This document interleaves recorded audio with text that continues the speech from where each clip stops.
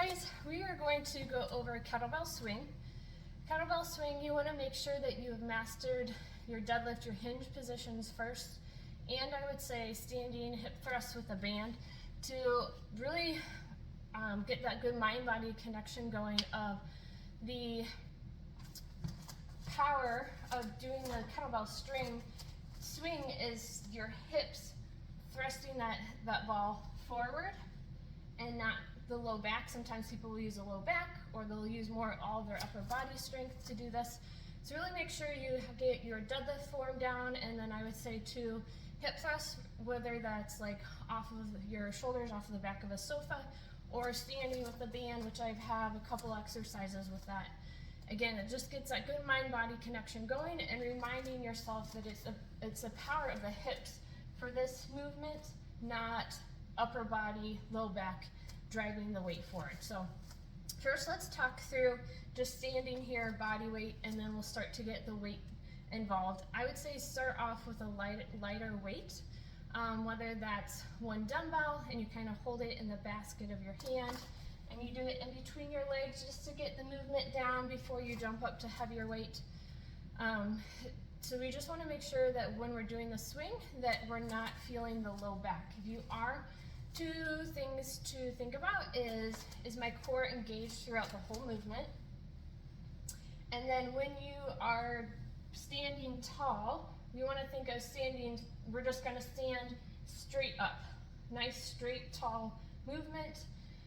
And so that will also help possibly prevent you from arching that low back as you swing. Like some people do this and they think, okay, to get a little bit more movement, I'm gonna, arch that low back. Well, that's not what we want. We just want to think of we're standing straight tall. Think of you got like a glass wall behind you. So a couple of pointers to start off for just body weight. We want to start with our feet nice and wide. We're going to make sure that our feet are suctioned to the floor throughout the whole movement, because that's going to help us feel solid and secure in the movement, because again, this is all about power moves. So how quickly with good control can I move that kettlebell weight forward in the swing. And then from there, the kettlebell or your weight will rest on the floor in front of you, about a foot away from your toes. And then from here, you want to make sure that the handle is down towards the floor.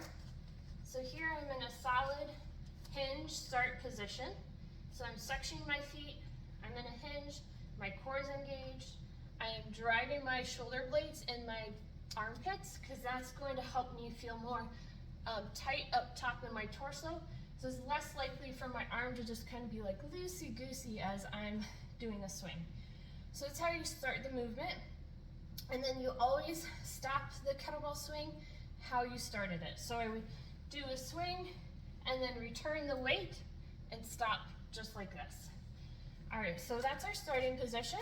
When we go to hike the ball back, then think of driving those feet through the floor to stand tall, like I said, and arms only need to come to parallel. We don't need to go high at all.